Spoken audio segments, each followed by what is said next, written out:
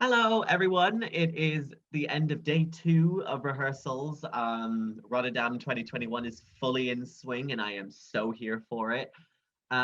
Today, we had the second half of the first semi-final come in, and yeah, I mean, I kind of really enjoyed it. I only got to see from Cyprus up until Romania as I had to go away for family reasons. So I guess I'm not really the best person to speak to for Azerbaijan, Malta, and Ukraine, but it's okay. Yeah, what did we make of the day? It was a good day. Much like Rory, I had to go away for Cyprus, Norway, and Croatia, so I can't really comment on them. But what I did see was amazing, and I was so happy that I got back sooner than I thought I did because there was one rehearsal that I really liked that I didn't think I'd get back for, and I feel like I'm going to talk about it in my highlight of the day actually. So we will leave it for that. And it's because I went to go get the COVID vaccine today. Yay! So I wasn't around this morning, but I've been around for the rest of the afternoon, and it has been such a good day. But I am so tired now. I don't know whether I'm tired off high energy or I'm tired for other reasons, but Probably a bit of both. mm,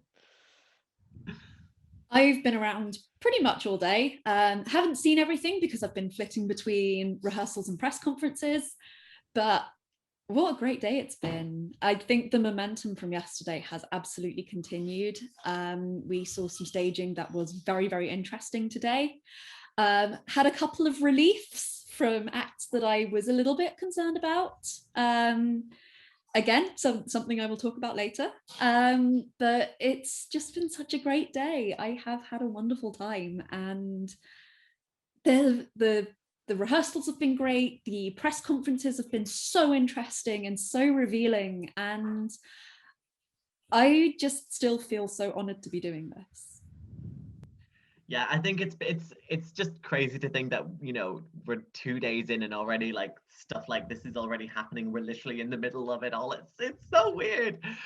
Oh, I'm just really happy about it. But yes, so let's kind of do what we did yesterday. So let's kind of go around and say, like, what was your highlight of the day? What did you think worked the best? Yeah, who wants to kick us off on that? I'll kick us off. It for me, it's a toss up between Belgium and Ukraine. But ultimately, I'm going to go with Belgium simply because I know that Ukraine will be mentioned later, and I feel like Belgium should be mentioned because it was just so hauntingly beautiful. Geiki's vocals were on point, and the band and the backing singers coming in and singing like the chorus around her is just so haunting and so beautiful. I will be so upset if this doesn't qualify because it's dark, but it works, and I think I think that the words I used to describe it in the article that I posted earlier were hauntingly beautiful, and Geiki looks stunning. Like the stage is all black, and she has like the band members and the backing singers around her, and Geika's standing in the middle, and it feels a bit culty, but I really like that, and it really really works for the song. So I'm gonna say Belgium because I know Ukraine will be mentioned by these two, so I felt like I would change it up a little bit. Hello, I'm here to mention Ukraine. Honestly, Ukraine and Belgium as well were my absolute highlights of the day. I think Jazzy's basically said everything I want to say on Belgium. It was just fantastic. And their press conference was really revealing. They really spoke in depth about what inspired the staging, and it was fascinating as they were talking about being inspired by sort of old silent movies, and the idea that they really wanted to be seen as a band, as a sort of collective, and the fact that Geika stood in the middle of all of them puts her in the wrong place on stage because usually you'd have the singer in front. And it was just so interesting, and I really enjoyed that. But yeah, honestly, Ukraine had, there's been a lot of like the discourse about Ukraine potentially not qualifying. I was so worried about that because Ukraine are my second place this year, and I love Shum, and I really want to see Shum in the final. And now I feel not 100% confident, but probably 95% confident that we will be seeing Shum in the final, and I am delighted by that. The staging was stunning. It was so beautiful. It was colorful, it was fast-paced. He had Katerina as this like creepy spring queen goddess sort of thing. You had the whole band around her, these sort of spooky trees around her. It looked so incredible, and she sounded amazing. And honestly, kind of taking another phrase from Jazzy, it was kind of cult-like, but in the best sort of way. It was this post-apocalyptic Chernobyl rave, and I loved every second of it. I am so honored that I got to see that. See, this is what is, I'm so annoyed because I really wish I was able to have seen Shum, but I was out for when it came on. But I've seen the rehearsal clip and it looked incredibly interesting. I think easily one of the most visually striking out of all of the performances that we had seen today. My highlight for me has to be Belgium, just because Belgium was my number 2, and I was really scared about how they were going to stage this because, you know, Hooverphonic does have a little tendency to be a little bit snobby-ish, but I must say they really like pulled it out of the bag. I think the whole thing looked incredibly sleek and stylish, and I just really enjoyed this. I think I've seen a lot of people say that, oh, the staging wasn't that good and that actually Belgium is not going to qualify, which I don't necessarily agree with, because you know, you have a lot of these really poppy neon signs, neon performances from, you know, Israel, Croatia, Malta, all within the second half. And then all of a sudden you just have this striking sort of all black performance from Gaika and the rest of Hooverphonic. And it's so arresting that I cannot see this not qualifying almost, because when you put it in context with the rest of the like songs in the semi-final, you have, you know, Cyprus, Norway, Croatia, and then all of a sudden it just comes down to this like all really high-paced songs, and then all of a sudden it's just like a lot slower, a lot more moody, a lot more atmospheric. I genuinely really enjoyed this, and I would like to say that it is going to qualify, but there is a little part of me that is potentially just like going in my ear, just being like, nah, it's not really going to qualify. But I'm keeping my fingers crossed, keeping them. Like, I'm really possibly seeing it either doing an Anouk or doing a carousel. Yeah. Like, And I could really see it going either of those two directions, and I really hope it's the former of those. yeah, we need a nuke.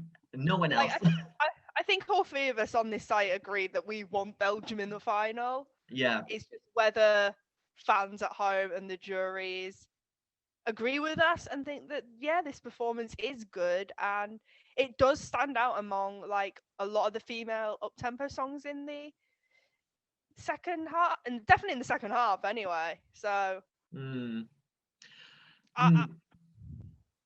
I know we need to move on, but please let this go through. And it's not even like one of my favorite songs in the semi-final. I just think, looking at it objectively, Belgium just had one of the best rehearsals today for me. And if Jazzy says that the song is good, that just means that you know that it's objectively good. Yeah. Especially if it's a song that I don't necessarily connect to personally. I think the staging is good. Yeah. Well, sometimes that's all you need. Arcade. Yes, anyway, of course, not everyone was going to be fantastic. There were maybe a couple of fallers in this. So what was your low light of today's rehearsals? For me, I'd have to say Romania, but not because of what she was wearing, because I personally think that what she's wearing goes with the performance. It goes with like the vulnerability that Roxanne wants to show on stage. Simply for me, she was vocally a little bit off in her rehearsals. Now I've heard that she was like quite emotional during her initial rehearsals, so I'm hoping that she can rein that in for her like her second rehearsals and for the show and give off a good vocal performance. However, I am slightly worried about this now, especially as this second half is really strong. But I completely personally get the staging. I know a lot of people have been criticizing it. But yeah, I'm a little bit worried about her vocals and her. I just hope she relaxes and enjoys her performance a little bit more, I guess. But I think there's time to work on that, so I'm not gonna be too harsh on her. I'm very much the same. I really like what they're trying to do with Romania, and there are some bits of that staging that are absolutely beautiful. There are elements of it that I love. I love how they've tried to translate the music video to stage. One of the things I noticed in the second run through that we got to see was on the dancers' costumes. They're sort of white costumes with black coming up from sort of the bottom of the top and the bottom of the trousers, and the black that's coming up is like hands. And it looks so effective and it looks really clever. And I just spotted that and I just went, that's neat. I like that. I just feel like there are some bits of the choreography that don't translate well to a stage. And the one bit that just gets me, there's sort of a couple of bits that get me. Sort of the bit where she's lifted into the air and the bit where she gets dragged along the ground. I just had massive drama GCSE flashbacks from those and doing physical theatre, and that's not what you want to be reminded of. I feel like they could sort of work, but the camera angles that we got of both of those weren't great. And so I feel like either changing how they look or changing the actual moves themselves would really help that, because otherwise it did just sort of throw me out of the performance. It felt drama school rather than very sort of refined. And Amnesia is a fantastic song. And again, in Roxanne's press conference, she spoke about the song so beautifully and really spoke about the message that she was trying to bring and what she wanted to portray and how it connects to her and all of those sorts of things. And I just think they can do a better job of translating that to stage in a way that doesn't look possibly slightly amateurish. Again, it's just surrounded by so many strong performers and strong songs, and Roxanne is in that league. She can absolutely hold her own in that, and Amnesia as a song can, but not the way that it currently was. I kind of would agree in a sense about Romania. Like Romania, for me, Roxanne's vocals were the main point of concern. You could tell towards the end of the second run through that we had seen that she was getting visibly and audibly sort of out of breath, which in itself is it's not the worst thing because it is some fairly taxing choreography, but it's something that needs to be tweaked, and maybe they might need to maybe adapt the choreography a little bit so that it's not so much of a problem for her voice, because you know it's all well and good to be doing acrobatics on the main stage, but this is a song contest, and like being able to deliver the song, that's the main point. And it's a shame because I really like Amnesia and I do think it's a really good song. I just think there's some bits that just need a little bit of tweaking and a little bit of refining, and then I think it should be okay. But yeah, I do really like where they're going with it. Another country that I did have a little bit of problems with was Israel as well. Eden Elena, Set Me Free. I didn't hate this. I didn't not like it either, but I didn't love it. Mostly just due to the fact that it's kind of just a little bit messy for me. They have a lot of ideas, and the way that it starts off with the kind of laser lights that come down and the camera circles around Eden, it seems really, really well. And then as she kind of walks around doing the kind of the like that bit, it just sounds like, again, she was kind of off key a little bit, and I was a little bit unsure about it. Some of the cameras angles as well were a little bit off as well, but these are all things that can be tweaked in the second rehearsal, so I'm not worried too much about it. The main issue is for me with Israel is in the last chorus, when she tries to belt out, it kind of just sounds like she's almost screaming at some point. She's just shouting.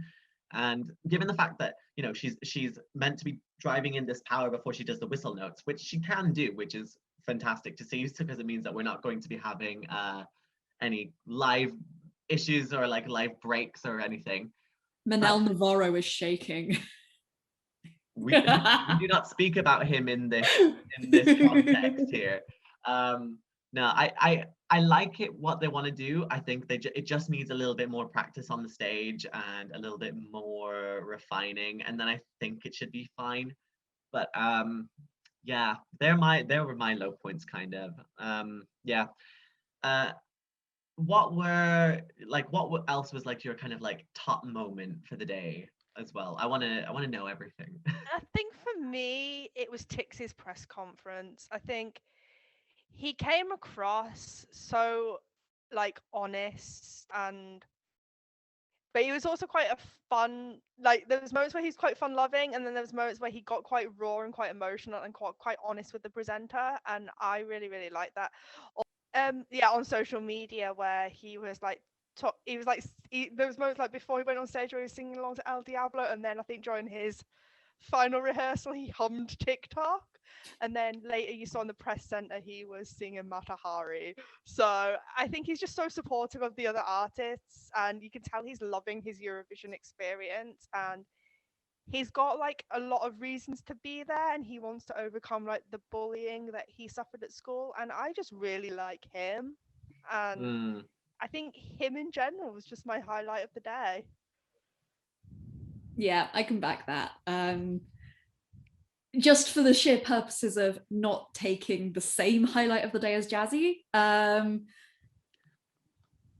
Albina. Wow, that sure was a thing.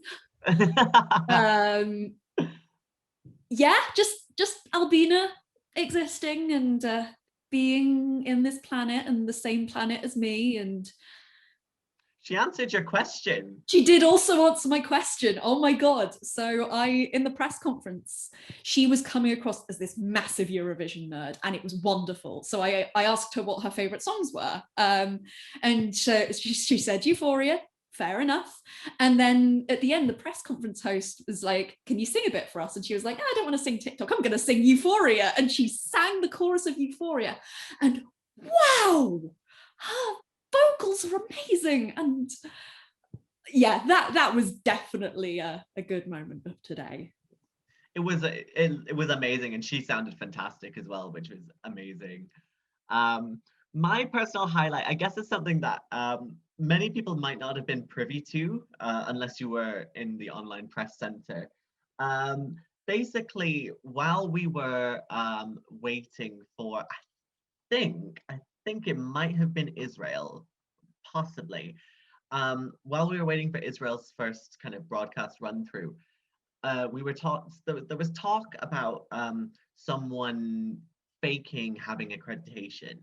And so other people were, you know, like, oh, you need to report it, you need to do this, you need to do that. And then all of a sudden we get a message, like everyone just gets a message from Uku Suvista Estonia. Oh, hi, yes, you need to report it to this person. And I think everyone just kind of collectively let out a massive like, what? Like, Uku?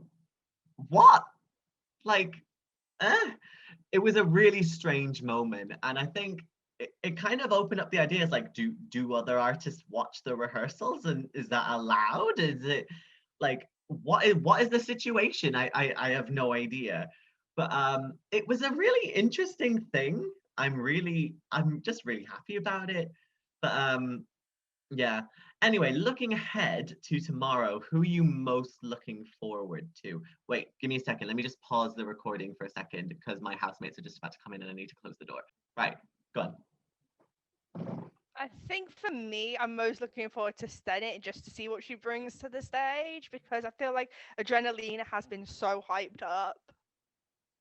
I want to see if it can live up to the hype that it has created, because I think San Marino, this is like, for them to have this much hype pre-contest is unheard of. So I just think based on all of that, that's who I'm most excited for. Mine's almost the opposite in that it's a country that's had very little hype, and I reckon it's going to massively rise tomorrow, which is the Czech Republic. I actually placed a bet the other day because the odds were stronger for Czech Republic not qualifying than they were qualifying, and I feel like Omega absolutely deserves to be in the final. Lewis has just crashed something in my kitchen. But yeah, so I think Benny is going to massively surprise us. I think he's going to bring something really great, and I think his charisma is going to carry the entire thing, and so I'm really excited to see what he brings. I'm really looking forward to, obviously, San Marino. I'm also really looking forward to Benny as well, because I think a lot of people are underrating him. I kind of am also a little bit curious about what Moldova is going to do. Mostly just because, like, this is obviously one of the few artists that have Kirkorov helping them. So I want to see to what degree are they kind of like just throwing money at it. You know, I want to see what it's actually going to be like. I do also just would like just to see what all of them really do, because you know I've really just gotten into this whole idea of like, what are their ideas like? How, and like once we know what the staging is like, it's like, what were the ideas behind the staging and all of this kind of stuff. And I just really am looking forward to it. Yeah. Also, we have Greece's staging tomorrow, and they're supposed to be bringing something that no one has ever heard before. So that'll be interesting. I'll be interested to see if it's really just like some form of like, I don't know, interpretive dance or something, and they'll be like, oh my god, it's never been done before. It's like okay, yeah, go on.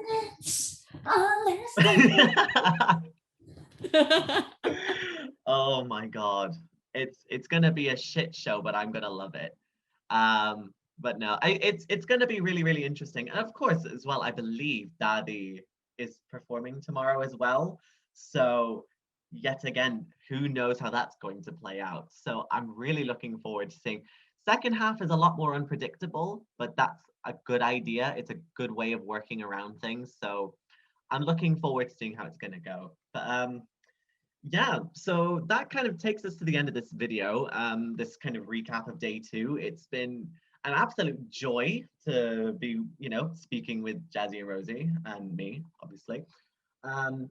If you want, you can follow us again on our social medias on Facebook, Instagram, and Twitter at That Eurosite. We are also going to be live covering all of the articles and press conferences and stuff like that on thateurovisionsite.com as well. So follow us there. You'll know when, you know, we get our initial opinions on what we see in the press center. We also have a few other surprises coming up for you, maybe a couple of interviews who potentially, no, it's fantastic just to be here, and it's fantastic just to even just like have this opportunity. Do you know what I mean? So I love that. So yeah, shall we all say goodbye? Bye.